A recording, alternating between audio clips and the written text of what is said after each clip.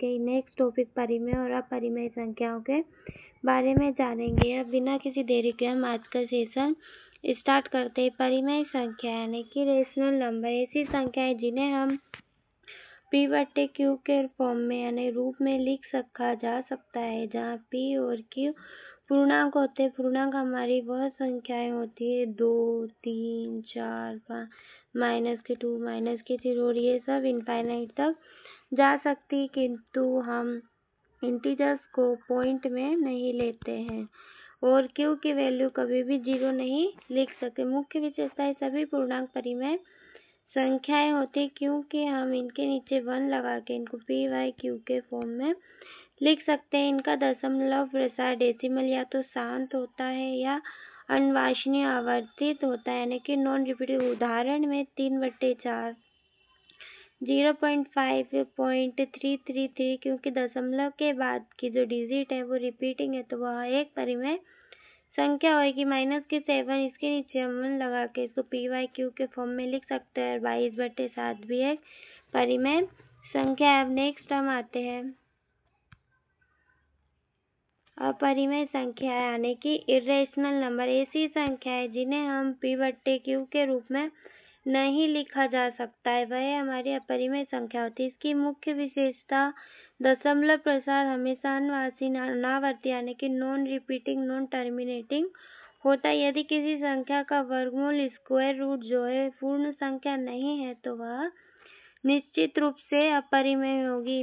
उदाहरण के लिए √2 अगर हम इसका करते हैं तो यह पूर्ण वर्ग नहीं निकलता है, यानी पूर्ण इंटीजर नहीं निकलता है। √3 इसका भी अगर हम रूट हटाएंगे तो एक पूर्ण इंटीजर नहीं निकलेगा। पाई भी एक अपरिमेय है। यदि पाई का सिंबल यानी चिन्ह दिया है तो वह एक अपरिमेय संख्या होगी, परंतु पाई की वैल्यू अगर 22/7 दी हो तो यह एक परिमेय संख्या हो गया। अगर पॉइंट के बाद 1 0 1 0 0 1 0 0 1 दिया, यानी कि पॉइंट के बाद जितनी डिजिट है वह रिपीट नहीं हो रही है, तो यह एक अपरिमेय संख्या होगी। अब नेक्स्ट आते हैं हमारे अभ्यास महत्वपूर्ण याद रखने योग्य बात। यदि किसी परिमेय संख्या प्लस यदि एक अपरिमेय और एक परिमेय संख्या मिलकर एक संख्या बनाते हैं तो वह हमेशा एक अपरिमेय संख्या होगी। यदि परिमेय संख्या का गुणा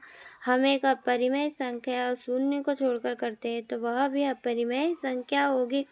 यदि अपरिमेय प्लस अपरिमेय बनाते हैं तो परिमेय या अपरिमेय कुछ भी हो सकता है। उदाहरण के लिए √2 प्लस माइनस के √2 = 0, जो कि एक परिमेय संख्या है। भी नोट 22/7 केवल पाई का एक अनुमानित मान है, जो कि एक परिमेय है, लेकिन वास्तविक रूप में पाई हमेशा एक अपरिमेय संख्या होती है, यानी कि जो पाई है अगर ये सिंबल दिया रहेगा तो यह एक अपरिमेय संख्या होगी, लेकिन इसकी वैल्यू अगर 22/7 रख दी जाती है तो वह एक परिमेय संख्या हो जाती है। दोस्तों, अब हम प्रैक्टिस क्वेश्चन स्टार्ट करते हैं। इससे पहले यदि आपको यह जानकारी अपने एग्जाम के हिसाब से महत्वपूर्ण लगी है तो वीडियो को लाइक और सब्सक्राइब करना ना भूलें, और जो भी क्वेश्चन है वो कमेंट करके जरूर बताएं। अब हम स्टार्ट करते हैं। हमारा फर्स्ट प्रश्न यानी कि निम्नलिखित में से कौन सी संख्या एक अपरिमेय संख्या होगी।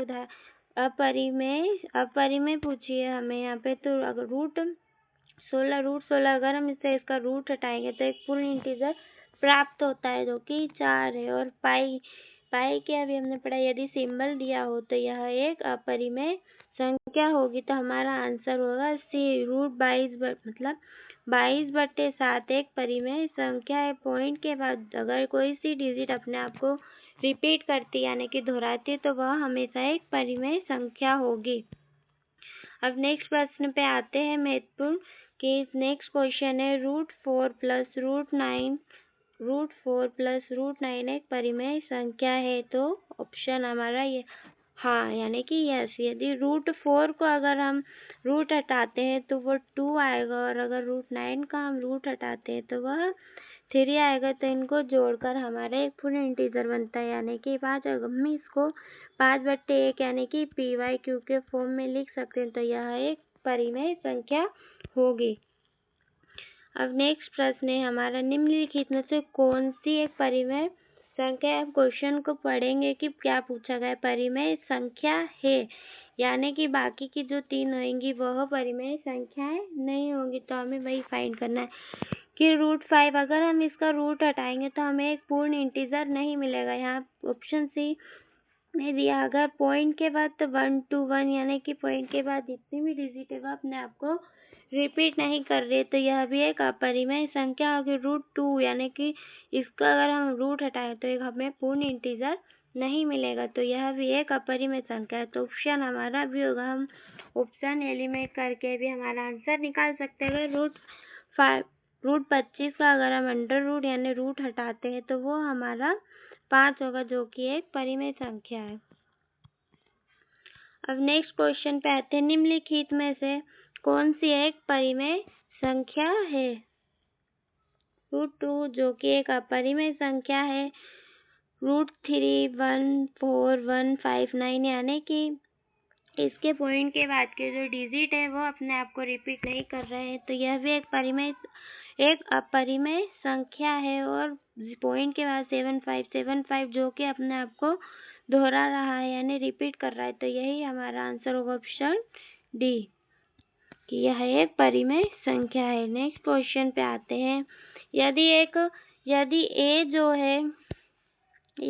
ए एक परिमेय संख्या है और b एक अपरिमेय संख्या है, तो a प्लस b हमेशा क्या होगा? तो ये हमेशा एक अपरिमेय संख्या होगी।